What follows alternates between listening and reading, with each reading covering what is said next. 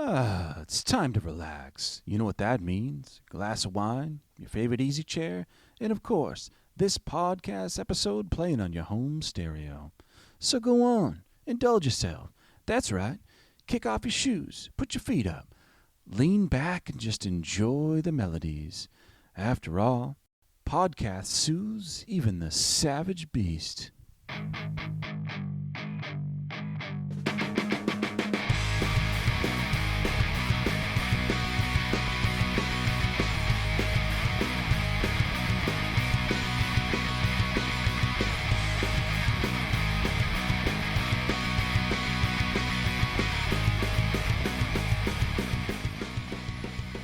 What is up, Podheads? Back with the 4-year anniversary episode.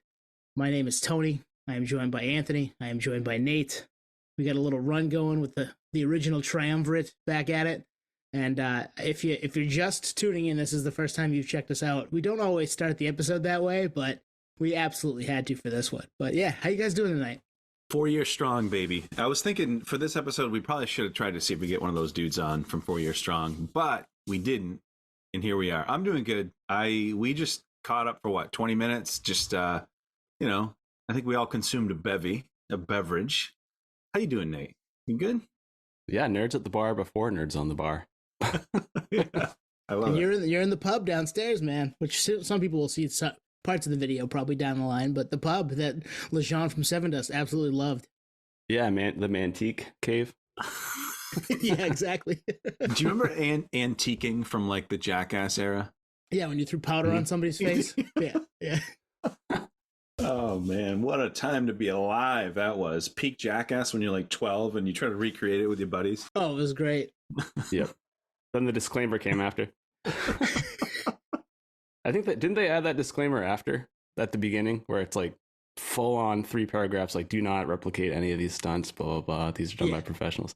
But for a while, those weren't there. So clearly, everyone watching that show was out in parking lots doing crazy shit. And well, that started with Beavis and Butthead. They had to do that in that era because idiots. Oh, well, maybe not idiots, just kids who are trying to. Yeah. Us, basically, being stupid. So yeah, what are we doing tonight, boys? We're going to talk a little bit about what it means to be 4 years old as a podcast, which is mind-boggling to I think all of us, and maybe not to you, but it is to us, especially with the day-to-day and what goes into doing this, putting out an episode once a week for 4 straight years. And then we're going to talk Offspring Smash, which turns 30 in a couple of weeks and is a record that I think we all ride for pretty hard and is very essential to I think probably all 3 of us' musical journey as music nerds and fans. So yeah, that's kind of the layout for tonight. 4 years. We should have done like some stats of like podcasts in general and then segmented out to music pods of like what the average lifespan is. We've talked about briefly, but I think the average lifespan of a pod is 8 episodes. So we've, destroyed that. That's not talking about quality, but the quantity is there. So many. Yeah, there's 200 plus actually of that back there. And I know we've got another one in the can. So we made it to 209 anyway. At least. Nate, what were your expectations when we started this? Did you have any? Well, it's funny. Yeah, because what you just said, I was thinking like the background to the podcast is like the organization, like the spreadsheets with like everything we want to talk about. So already we're going to get past that 8 because like, well, we got to cover these bases at least. And then that spreadsheet just keeps growing and growing and growing. So we're setting ourselves up for, personal commitments at this point, time and energy. But in terms of what my expectations were, kind of like our interviews. I didn't really have any grand, expectations on, okay, we're going to take over the world. I did think we were going to do some cool shit. I did not think we were going to get a fraction of the guests we got on. So it continues to blow me away. And just the quality of the content, even our family and friends will always give us a pat on the back. But, people are honest, I think, at the end of the day that we have grown and you guys have definitely grown. I'm still learning how to edit. So thank you guys for picking up the slack there. Still learning. Nate's still learning. I'm going to send all the tracks over to you tonight. You know what? You're the coworker that has like the Rosetta Stone checked out for 2 years, but never activated the code. But you're holding up the code. Yeah. How dare you? That's a good point though, Nate. Like we started this as a funky radical bomb track as a sketch in our notebook, right? We didn't have any real like delusions of grandeur that we'd have any of the people that we've had on, let alone some of them multiple times. some of them legends that have been around for 30, 40 years, people that just, they were always on the other side, and we were out in the crowd loving what they did, but then we get to have conversations with them. So to just starting with a list of, hey, let's talk about our favorite vinyl. Let's talk about this record. And now we're, weekly talking to a bunch of people in the industry over the course of 4 years it's kind of mind-boggling. And it's hard to stop and smell the roses sometimes. And that's totally what this is. And if you don't like it and you want to skip to Smash, that's fine. But we don't do it enough. And I'm pretty proud of what the three of us were able to start and continue to do to this point. Man, you guys summed it up pretty good. I have two thoughts, though. On that last, we don't stop and smell the roses. Every now and then I'll go on our website. Well, I mean, I'm on it every week because it gets updated, except for today. I haven't done it yet. But I'll go on our list of bands that we've had members from on, and it's like, man, we did all that. You know what I mean? And we continue to do it. And I'm sure the names will get bigger. And some will be new bands that we, discover. Some will be our favorite bands. And I say this a lot when we reflect. I love not knowing what's next. Not knowing what's next at all. Second thing I'll say is, we did, Tone, when we first started, when we said we were going to do this, we went to a brewery with a notepad and just etched out episode ideas. We did. Two things about that, though. There's no mention of interviews, I don't think. Second thing is, there were no guardrails with that.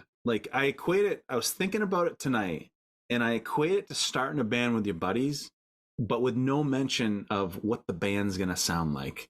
Nothing. It's just, we just said, we grabbed the equipment, and what you get is what you get. And it's so funny to me, because in hindsight, you would think we would have done more than that, but you didn't know what you didn't know. You just do it, Very true. And you're right. We went to that brewery in Portland, Maine in January of 2020, not long after I kicked what was likely COVID, the first iteration, before we knew people had it and were getting it in our country. And to this point today. So we wrote down a bunch of just topic ideas and shot it off to Nate and said, we're doing this, right? And because Nate and I had joked about doing a podcast for years, even when you moved out to California, because the internet got better and it was like, we could still do this. And we cracked the mics open on, I think the night that we did it was the night that the world shut down in your basement, Anthony, and recorded episode 1, which is still there. I'm sorry if you listen to it, but it's still there. And the rest is, as they say, 4 years of history. So you're right. No guardrails. Didn't know what we were going to sound like. Didn't know what we were going to do. And here we are today. Still trying to figure that out, probably, but having fun doing it. But what I was going to say is, 3 months later, talking about goat whore. Remember that? It's just you don't know where True. And 2 months later, Nate having a voicemail from Mark Weinstein from Amoeba saying that he'd come on and talk with us about what they were doing to kind of work for their employees during the pandemic, which is crazy. And then Greg, obviously, who we've had on now 7 times. And it's just wild. The whole thing's crazy. Yeah, actually, now that you mentioned that, it's weird that interviews weren't part of the blueprint, because now it's such a core part of the podcast. It's something we look forward to. And outreach is, I equate it to just knocking on people's doors randomly, and maybe they'll open and answer. They must get flooded by people. So the amount of guests that have come on and shared their time and become friends, like you said, it's mind-boggling. It doesn't make any sense. It's cool that we've gotten this far. It's amazing that people are that kind. And I think what you mentioned, Tone, on us kind of kicking the ideas around here and there, podcasts kind of took off in 2008, I guess. Yeah, started around then with some of the big players, but had we done it, we'd be one of those players probably. Weird enough. I know, and again, I think about that often, but I also think that it was a time and place. It's good that we waited, and it's also awesome that it's the 3 of us, because there's the 3, and even when it's just you two, there's so much perspective and personal story and reflection on that we can all kind of come to the middle because we grew up together. But I don't know, just opinions and takes on things are so varied. It really makes it interesting, even for us on the podcast. Again, it's nerds at the bar, but we're doing it for the world too, which is kind of neat. We've come a long way from you just blasting killing in the name of, right? In the in the whatever shitty car one of us was driving in 2002. I had Just a memory of, we say how far we've come. And like, we know how ridiculous that sounds, whatever. But anyway, do you guys remember, a little peek behind the curtain, when we landed the first interview with Mark Weinstein, we were so worried about like connectivity and connection that we had a pre-meeting the night before with him. Oh yeah. We did. And we just, on we Skype. want to make sure, I was going to say Zoom, on Skype. Want to make sure he could get in and if it sounded okay. And then like, I don't know if like, I'm trying to think, like, did he think we were going to record that night, or did he know it was just like a sound check? I don't know. We've come a long fucking way. Absolutely. Like if I was on the receiving end of that, I'd be like, what are these guys doing? Yeah, we've come a long fucking way. And you fumbled the intro like 10 times with him. Do you remember that, Nate? Oh yeah. Oh yeah. I was so nervous, man, because it felt like our big break. Like, holy shit! Like, this is the biggest record store on the planet. Like, this guy is willing to talk to us. What? And to your point earlier, like, interviews were never part of the plan, so it's just kind of random that I reached out, and then it turned into this frenzy. Like, okay, he was down. Let's just let's blow up everyone. And the pandemic's in full throttle, so everyone's obviously just sitting around. That was our thoughts, at least. Nate, two things there. Nate having the let's get this person, but not knowing any of the logistics of having it happen is so Nate, and I love it. And at one point, I don't know how many episodes back it was, but I had to take the power back and be the person who starts us off every time, because we were wasting like a half an hour trying to figure out what to say at the beginning. So I just came up with the same thing, and we just dive into it now. Yeah, I think I might have initiated that just because, like, no offense, Nate, you weren't good at it. And introspectively, I wasn't good at it. I'd spend like, when I'd setting up, getting ready, I'm like, wow, what's the inflection on my voice? Blah, blah, blah, blah. You just overthink it. And then we end up recording it 6 times, and it's like tone ends up doing it anyway. Exactly. And I'm not that good at it either, but I'm just less like, just fucking go. I'm just going to go for it. Yeah, you're just letting it ride. You're not in your head trying to make it what it should be or what it could be. You're just rolling, which is that's where it should be. That's what it should be like anyway. That's what the podcast is. I say this, we should mess with, because there's a core weekly listeners. We should mess with it some week, and you'd switch it up, Tone. What, didn't we just do that this week? That's right. This was it. I'm living in the past or future. I don't know. Yeah, we did it. We did do it at the beginning of this episode. A little different than our typical, right? It was fun. That was fun to hear and be able to put into the episode. So shout out to you, Twan. I'm not going to say how many takes that took, but it came up pretty good, I think. For sure. Yeah. Yeah, I liked it a lot. We don't just settle for nothing around here either. Like, we get the big guns, the golden pipes to give us the the time to relax. That's fun. I'll say this: out of anyone that's ever been on our Zoom call, the guy with the golden pipes is, who am I going to say? Lejean. It's Lejean. Oh yeah, that dude. Definitely. And you told him that, Tone, I think. You had the golden pipe. Did I really? If it wasn't to him, it was in an episode. I remember hearing that. I mean, it's true. His voice is fucking flawless, and he still sounds amazing. I especially enjoyed that one. Let's see what's next. Hey, you guys ready for story time before we get into Smash? Yeah, story time. Yep. This is a tale of nerdvoyance. So I get out of work, get a call from my wife. Hey, our daughter wants a specific toy from Target. So I'm like, all right, I need to get out of the house. I've been in the house all day.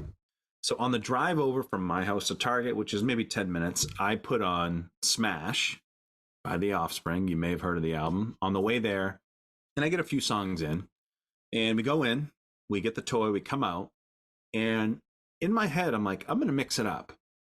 I haven't listened to radio in ages. So my wife had the radio playing on WBLM 102.9.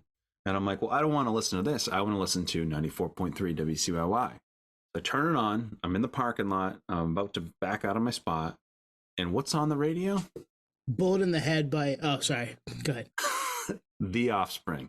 Keep them separated. It was at the very end. Keep them separated. So in my head, I'm like, I didn't play my iPhone. And then I look and I'm like, yep, it came off. Out of any song in the history of music, alt rock radio, it played The Offspring. I mean, that's pretty crazy.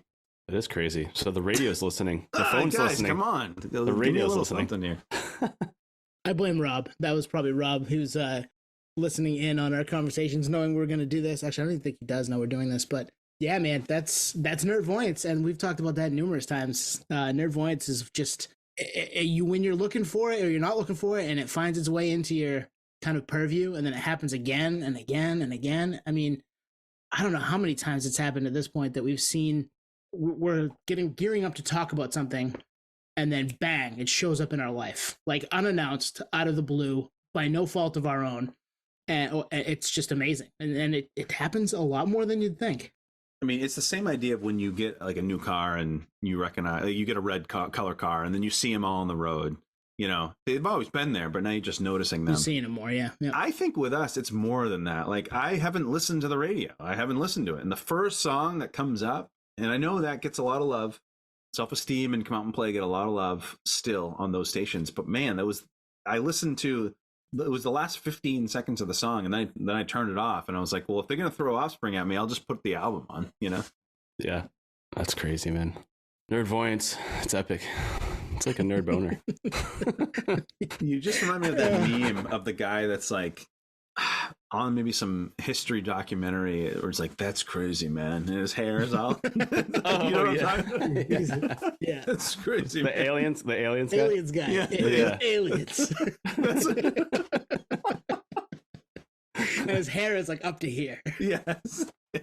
That's crazy, great. man. Happens to me all the time. Yeah. That's awesome. But yeah, we're going to talk about Smash. I mean, we kind of have to, right? I mean, this is a record that means, I think, a lot to all of us. I know it means a lot to me. It's the second CD I've ever owned. If you've listened to any of our episodes, that's been brought up more than once because I'm a broken record and we'll say the same thing over and over again for 208 episodes. But I owned Counting Crows, August and Everything After, and then bought Offspring Smash as a 10-year-old. And yeah, the rest is history. Like the two completely different records, but I couldn't get enough of Offspring back then as a 10-year-old. And to this day, I'd be lying if I didn't say it shaped who I was as a music fan. That and then Dookie after. So those three records being a huge piece of what I am as a person. Nate might know this, but I don't know. What were the steps that led you to owning that CD? Do you remember? Was it like Easter Basket? Was it Me? Yeah. Was it the Mill Creek CD store? And like, what was it? I'm always curious of this stuff. Like, I've heard you say that, but I've never thought about like who, how, why, you know? So I was struggling to remember how I got into the band, like how I was made aware of them, because as a 9 and 10-year-old living with my mom and younger siblings, they weren't the ones pointing me towards Offspring, right? Like it just wasn't happening for me at that point. But I remember being a 9 and 10-year-old and going to my grandmother's house as a kid, and she had cable. We didn't have cable until I was in 8th grade or 9th grade, but she had cable. So she had MTV. And if ever we had to stay there, I was like, can I go upstairs and watch music videos? Because that's what I want to do when I'm here. Because you guys have MTV and I don't have this. So I need it. And I remember seeing 9 Inch Nails Closer that way. I remember seeing Offspring Come On and Play and Self Esteem, among many other things. But that's where I first saw, Dexter with the braided hair and Noodles hair down, and then looking a little like Maynard in that Know Your Enemy video with his mullet. Those old ratty looking 90s videos. But I was like, who are these guys? So I probably asked my mom to buy me the CD, and it didn't say much on it other than having the really amazing skeleton. And yeah, I had it, and she was cool about buying me music when I was that age, because I guess I could have been doing worse. Does this record have the parental advisory sticker on it? It must have, right? It's got a lot of, I mean, just Bad Habit. Yeah. All right. So Bad Habit alone. You had a cool mom. Which we'll get to. You had a cool mom, but also you bought that instead of 9 Inch Nails, which also would have shaped you maybe completely different, at least with that record. Those, stark as it gets. I'm kind of glad that I went the other way. And not that I don't love Nails. I mean, I ended up being a gigantic Nails fan in my late teens, early 20s, but Smash first was better, I think. I don't know, because you mentioned it. The artwork is all time. Maybe we'll start there. It's like the X-ray, and I don't know if it was Self Esteem or Come Out and Play, but the singles had a similar vibe to it too. Like they ran with that aesthetic. And actually in the, I think it's the Self Esteem video, it starts with some You're spot X-rays. on. Yep. Yeah. I studying up for this and remembering back to my youth, their aesthetic was pretty cool. And you mentioned Dexter with the braids. How long was that period for him? I don't remember. I think it must have been short. I think it was like, short. Yeah. It was probably up until after this record, right? Because I think then they were in the spotlight more, and I don't remember a ton of that after. He had shorter hair and not the braids, but he must have had them right up until this album cycle was finished. And this was most people's exposure to them was Self Esteem, Come Out and Play. Certainly ours. And I was thinking about probably the East Coast's exposure to them, realistically. I mean, if you were maybe a teenager in the early 90s, you might have known about them, but... Yeah, because Ignition, I owned Ignition after, but that was a record that made some noise out there, and that was 92. So that was... And then they had the self-titled record before that, so they've been around for a while at that point, but this is the one that popped them. Well, remember, Tone, when we chatted with Mike Hartsfield of Outspoken, he played a show. I think his first show was with the Offspring. Crazy. That was, yeah. That's the thing. A lot of people forget that when did they start? Early 80s? I think it was late mid 80s. I'm not sure though. Yeah, the first record is I think 89. I'll fact check that. 84 is when they started. Oh wow. That makes sense. Yeah. Wow. What were you guys' first? How'd you get into them? It was the singles. It was, I don't know, I don't remember which one, but it was a singles, and it might have been through radio or MTV. Like that was, if you think about it, 8, 9, 10, whatever age. I had an older sibling, but like she was listening to Jodeci and MTV Party to Go and things like that, which I love. I still love all that. We've talked about it. But this was kind of discover on your own, but with some help with some big players like MTV and terrestrial radio.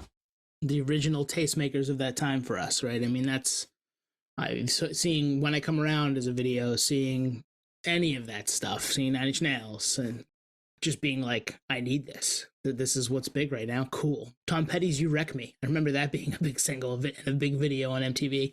And that's probably a big piece of why I'm a Petty fan. Like, it just was what it was. Yeah, I didn't have MTV either. So for me, it was our neighbor just had like every CD that was out at the time in 1994. And it was just on a pile, just a stack.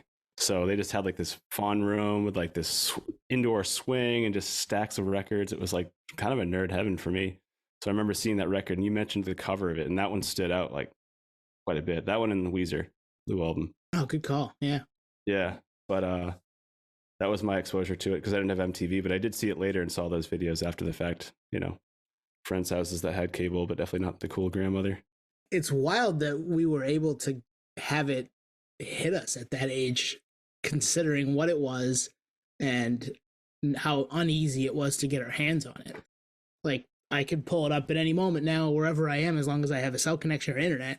But back then, you needed to have the CD, right? And I mean, they even say it in the intro, this compact disc. Like, that's the way the world was then. Now I own it on vinyl too, but it's completely like set up for you to have to go out and buy it and listen to it that way.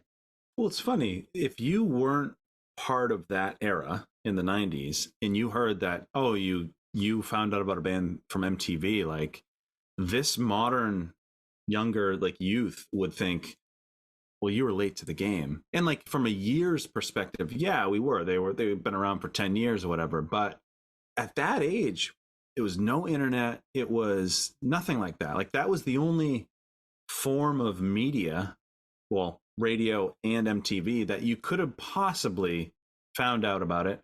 And then certainly word of mouth, but again, we're at an age where like my sister's not talking about it to me, or like my 5th grade buddies, they're into cool music, but they just don't happen to know what this is. So there was still ways to be on the cutting edge, even in the MTV exposure era. And like, kudos to MTV. Like they could have put out anything, you know what I mean? And they put out this stuff, which was cool for us. Yeah, back when it was music television. Yep. Yeah, we've lamented that before too. And I'm very happy to have grown up in that generation. And we talked about that a lot too, that was our way to discover things, because I feel like the art then compared to what we see a lot today, and there's still music videos and there's still people seeing those, or a lot of them are on YouTube, right? Or Vivo or whatever. But back then it was an event when a band kind of popped and had a cool music video, or cool album art because that's how you found them, and it's just different today. So, what's going on with the name?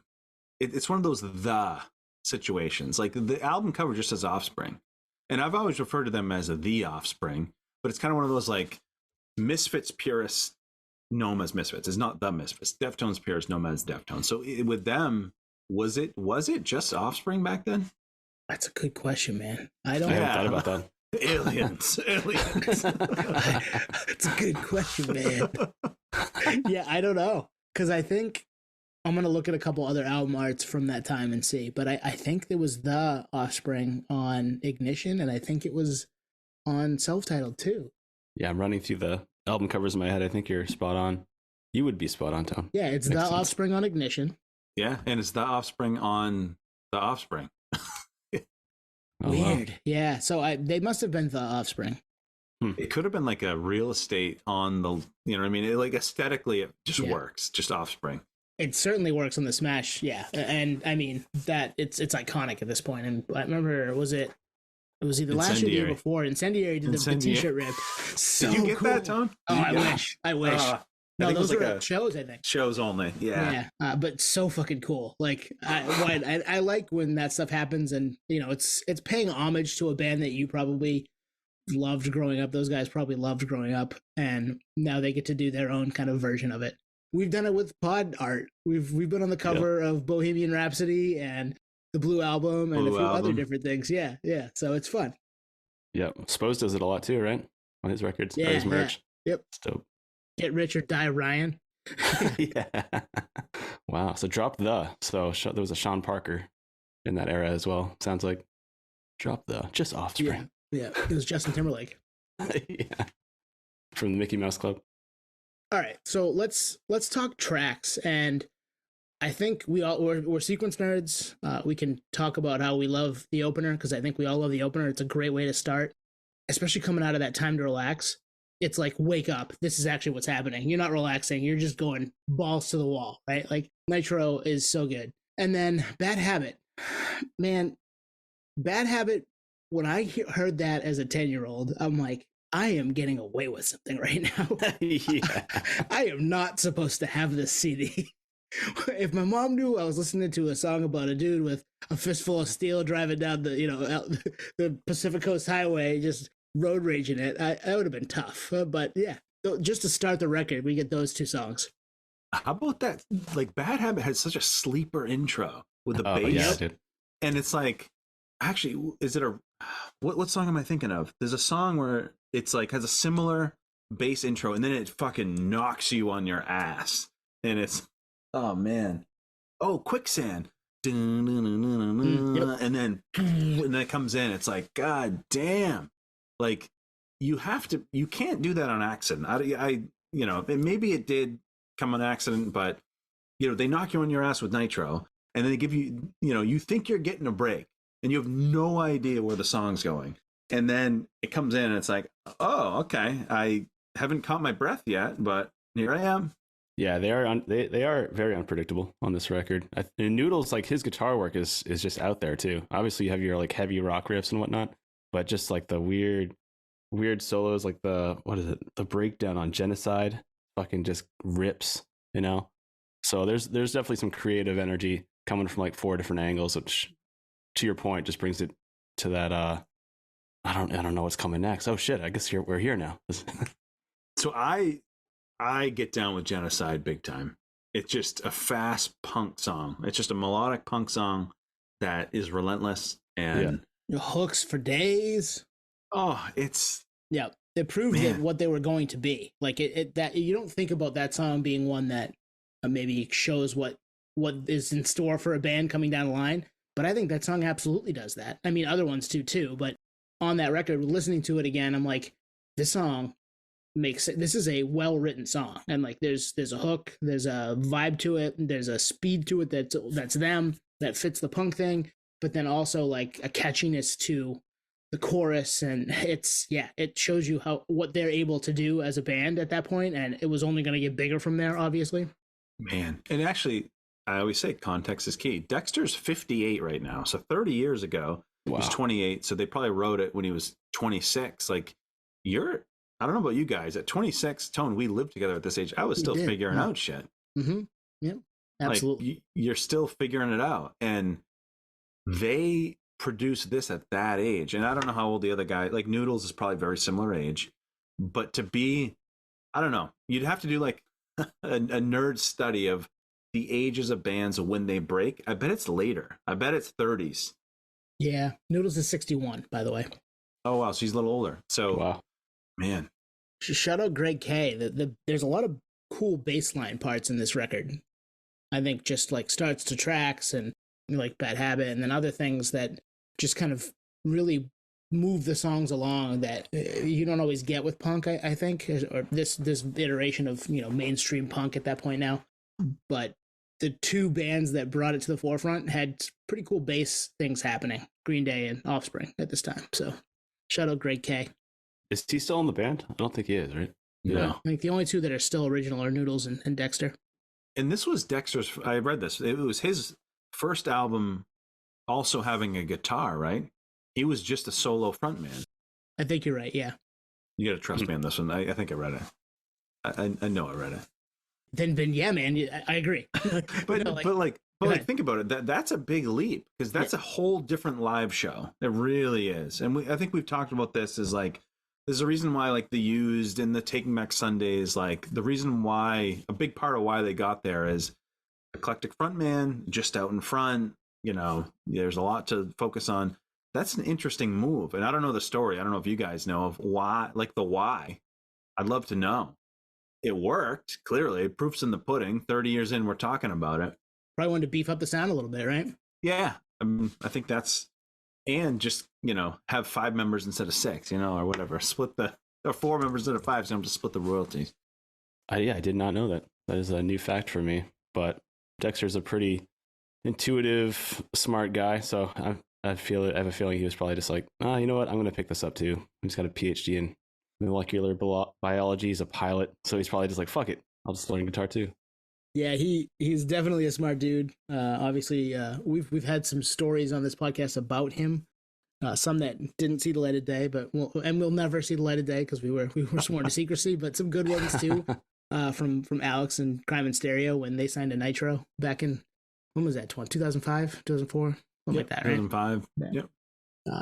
Yep. He is an eclectic dude with being a pilot and being a frontman for a punk band and absolutely, you know, lit the world on fire.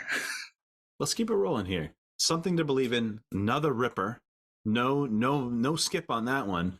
And then you get into the 2 singles, Come Out and Play and Self Esteem. And I was thinking of this in prep for this. Come Out and Play, that was a preview of what was to come with Americana. Oh yeah, with Conspiracy One. Like that was a free preview, you know, and I don't think we really knew it because it is a bit of an outlier on the album, right? Definitely, yep. This and What Happened to You. What Happened to You is very, very much different than the rest of the record. Very ska, a lot of upstrokes happening on that one. Yeah. But yeah, Come Out and Play. My guess is that was the first song I ever heard by them. It probably was. It's classic. I will say I do skip it. If I listen to this album, I probably skip it just because you hear it, you know, so much. Self Esteem, no skips, my friend. All right, I'll say it. Maybe top 10 song of the 90s. Oh, easily. I would completely agree with that. Yes. Lyrics, all-time bass line, and it's very like Green Day, like it's very of the time. Yeah. But I think it was just by coincidence. It wasn't like direct influence. It was just a product of maybe coming from the same world, and that's where you go when you try to expand that sound. Self Esteem, tracks on tracks. Nate, where are you at with Self Esteem? Everything you said and more. Like the storyline, like you're following it the whole time, and like, you know, the instrumentals to go along with it. Like you feel for him in that song, you know. So there's an emotional connection. You're like, damn, this guy's really speaking his truth right now. And at that age too, you're like, damn, that's what it's like. Yep. You know, fuck. So that song is, you're right, it's all time. It's probably a top 10 song of the 90s, and we've all been in a version of that song in our life at some point, in time with a relationship. Maybe not all of the stuff that is being said, but we've all felt like we've been taken advantage of and not treated fairly. So everybody can relate to it too, right? We all know that feeling. So I think throw that into the mix too is why it resonated and became such a phenomenon. And what an intro! Everybody knows that intro. My wife knows nothing about the Offspring, knows songs by them, but knows nothing about them. And I played both of those videos back to back for her tonight. Come Out and Play and Self Esteem. And I was like, you know this one? She was like, oh yeah, I've heard this before. Like, nice. Perfect. Like you made my point for me, baby. Here we go. I mean, just the line, the more you suffer, the more it shows you really care, lives like rent free in my head forever. So good. And then, right? Yeah. Yeah, exactly. You're like, yeah. He's gotta, can you validate that for me? Because I need validation. I have none. The song is about that. The whole thing is about that. It's fucking perfect. When she's saying, oh, she wants only me, then I wonder why she sleeps with my friends. Yeah, when she's saying, oh, that I'm like a disease, then I wonder how much more I can spend. Man, all time. And I know this song has been played to death, but it's survived that and landed on its feet. Like, it just, fuck, so good. And then the intro, la, la, la, la. That's like, what I'm saying, how do you come up with that? What the, how do you... 545 million streams on Spotify. Yeah. Numbers don't lie. Ball don't lie on that one. That was, man, all time. I think it's my favorite Offspring song. Replay value is, I say it a lot, I like it more now than ever. It is easily a top 3 Offspring song. For me, it might be number 1. I would agree. Yeah, I think also it doesn't get old because even if there was no vocals, just that instrumental riff is just fucking thrash music therapy, you know? So it's like, nah, nah, nah, nah, nah, nah. You're like, all right, life's good. Was that Except Smells Like Teen Spirit, Nate? It did sound like it. It is a little bit like that. Yeah. Yeah. If only we had Greg here to try to play guitar for us and have the fucking mics not picking up again. Then It'll Be a Long Time. Classic, fast punk song. Short, sweet, 2 minutes, 45 seconds.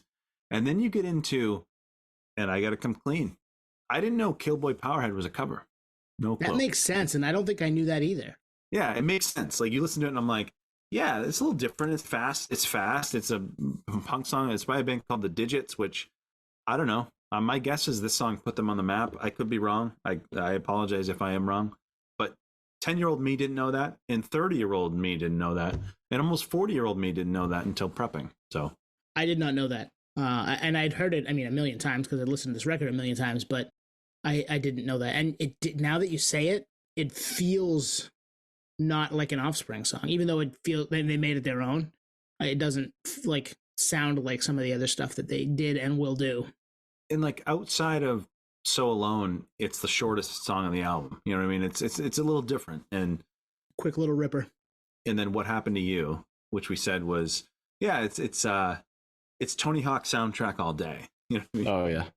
Yeah, that one's a little different from the rest of the record too. But I love that they took those chances. Let's throw Cover in there. Let's throw What Happened to You in there. Let's throw, Come Out and Play in there, which is a little bit of a divergence from some of the other stuff. And it all worked. It makes the record what it is, and it gives you an insight into them as probably music fans, on top of the fact of the musicians that they are and what they were able to put together with this. Yeah, and it's another song that, their records after have those tracks as well. So it's another preview for what's to come, is kind of diverse, collection of songs, with that one being kind of a mixed bag, random track. What Happened to You? At least it's almost like a polka song, or I guess you said ska, Twan, which makes more sense. No Method Man on this album, though. No, no, not chances in that direction. And then So Alone, we said it's short, ripper, and then Not the One. All time, I think, Offspring song. Honestly, I forgot about this song until we thought, we talked about doing this episode, and I was like, oh man, Not the One, not the fucking one. Banger. Another great riff to start too. And then the closer, Smash. I think it's my second favorite song on the album, and the guitars clearly have an edge to them. This was a good place for the song. And I know it's, joined with some secret stuff there. But man, what a fucking way to land the plane. A secret song in the 90s? No way. Yeah. I know Dookie had it. This had it. Like Everything had it. similar bass lines. And part of me is like, did they conspiracy of one on this one? Did they? Yeah, no, it's amazing that was a thing. And I mean, I loved it. You were like, oh, there's all this time and the song just ended. Like, what do we do here? And it's just, don't fall asleep with it on, because everything will scare the shit out of you sometimes. Actually, let's pause on that, because like in the streaming era, it's very clear that a song is that long. But back in the day, if you didn't hear about it from word of mouth, you stumbled upon it because you let your Discman play, or I didn't own this on cassette, so I don't even know if that was the secret song was on the cassette, but on a CD player, it was you stumbled on it. You all day stumbled on it. Totally. Yeah. You just let it play. Yeah, Smash it's my probably second favorite Offspring song. And, you know, I'm not a trendy asshole. Do what I want, do what I feel like, and don't give a fuck if it's good enough for you because I'm alive. Okay. Yep. Way to sell that to a 10-year-old me. I want to know more about what this is about. I want more of these songs in my life. Well, it's funny, as 8 to 10-year-old from the East Coast, we have no context of anything about this band before this point, and we clearly don't know anything that's to come. So we're living in the moment, and it's like the visuals, the optics of the band, the cool band name, Smash. You say the band, it's like that meme, Smash, Smash, Smash. It's that fucking thing. Yeah, yes, exactly. But like as a 10-year-old, you're like, this is, you gotta get away, genocide, Killboy Powerhead. It's like, it hit us at the right time, but it had the chops to back it up. It wasn't all optics. It wasn't cool band name, just that. It was, this is fucking rad. And outside of Green Day, and I don't know what came first in my musical journey, it was very close, but it was unlike anything I'd ever heard. Anything. Up to that point, it was hair metal from my dad. It was grunge from the same outlet that I discovered Offspring on. Or it was like Peter Gabriel's Sledgehammer from like the best videos of all time. You know what I mean? Like it was always number 2. It was like, that was what I knew. And man, this knocked me/us on our ass. So you said something there and it jogged my memory. I wrote this down. I learned a lot from this record. There were a couple records in the 90s that did that for us. Like, I didn't know what road rage was. Bad Habit introduced me to road rage. I didn't know what genocide was. I'm upset that I still do, and it's still in the news, but I didn't know, like it's not a thing that 10-year-old me was aware of, but I learned from it. Rage Against the Machine taught us stuff with, Township Rebellion and Freedom and all that stuff too. But like we learned things from these records in the mid 90s because it was our first kind of exposure to stuff like that. And, being taken advantage of by a partner in Self Esteem. You just didn't know. And they taught me words and phrases and concepts listening to this record. It's like, I need to go figure out what that means because I don't know what that means. I'm 10. I have never heard that before. I got to go find a dictionary and look it up. Man, it's a really good point. It's like watching a rated R movie. You're like, what is going on in the world? This is life. This is, I don't know what's going on. This is just too much sensory overload. I'm with you. Nitro Youth Energy? Yeah, what is that? What is that? Actually, speaking of Nitro, this is a question I had, and I could probably wiki this and find the answer, but was Nitro Records a thing at this point in time? Because this came out on Epitaph. Yeah. And where I'm going with this is, it is the best-selling independent release of all time, and I'm sure Dexter wishes it came out on Nitro. So was Nitro even a thing? I'm looking it up, but I don't think so. Yeah, I would probably think not. Like, my guess is he saw the success of this and is like, we need to, be a part of this. We need a slice of this moving forward. Founded in 1994, same time frame. Wow. Oh, wow. But that was same year it was released, but it probably hadn't blown up yet. So maybe it's Dexter just being a fucking genius, seeing the writing on the wall. Yeah, Dexter and Greg K, bassist at the time of The Offspring, formed it in 1994. Wow. And Universal was the distributor. Yeah, so this sold 11 million records worldwide. So if you listen to us or like Crime and Stereo, we had Alex Dunn of Crime and Stereo on. They signed to Nitro back in the mid 2000s. Alex said when he was on the pod that up until I think maybe through Blink 182's self-titled album, so the big one with I Miss You, the Offspring had sold what, twice as many records as Blink? Yeah, it's wild. It's crazy. And the thing is like when you think about it, it makes sense, right? So they go from Smash to Ixnay to Americana, and then was Conspiracy one after that? Yeah, makes sense. I mean, that's a run for the ages, and they were moving some serious units. Yeah, and they were, I mean, putting out pop songs on the radio that were being played everywhere at that time too. And those seeds were sown with this record that they could do that, but and obviously it became 11 million copies worldwide. That's it didn't happen to punk bands in 1993 or 1992. Not to that level that we're still talking about them today. And this record celebrating 30 years in a couple of weeks, and it's as fresh as it was then. Well, there's a camp that fell off the wagon. We'll put it this way. There's a camp that fell off the wagon after, maybe not after this album, but after Ixnay.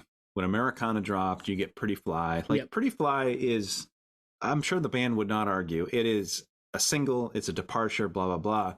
However, Americana has tracks that could have been on Smash. Americana has tracks that could have been on Ixnay. I'm trying to think of what I prefer Smash. Ixnay has tracks. Yep. But Americana also has tracks. Like, yeah, the singles, like, they were down your throat. But they were also catchy, but those weren't the only songs on the album. Like, they still wrote those. Like, you know what I mean? It's like, those were killer singles. Well, and it's a great point. You can go, and Nate, remember we saw them the summer of years ago, whenever Beach, it was, right? Down at Hampton Beach. Yeah, you, me, and Rob, and our buddy Nick. And it's still the only VIP pass that I've ever gotten that did nothing. I still have it. They bought me the poster from the show, but like they had so many tracks. Seeing them live, that was one of those bands that you were just like, you can't, like, you're missing stuff, and you played 25 songs. I don't know how you did it. Like, this is insanity that you have this many big songs. And yeah, some people fell off because they didn't like some of the poppier rock stuff, but like Dexter buys planes, so I think he was right. Dude, that's a good point about that show too. The fact that they were, I don't know if they're still doing this, but playing set lists that long and at a high tempo too. They were like a full-on punk band. I mean, Hampton Beach Casino is a relatively small room for them, I feel like, at this stage, but they treated it like it was back in the day, and they ripped through. You say, do you have this set list in front of you? I think it was in the 20s, in the mid-20s or something like that. I got it. They had 20 songs that night, and every one of them is huge. And they were on tour for, this is 2012, so maybe Days Go By. Does that sound right? Cruising California, which is a song we talked about with Rob, Summer Jams. Yeah, beside the point. My point there is that there were just so many big songs, and they left songs off playing 20 songs. They could have played 30 songs, and everybody would have known every one of them.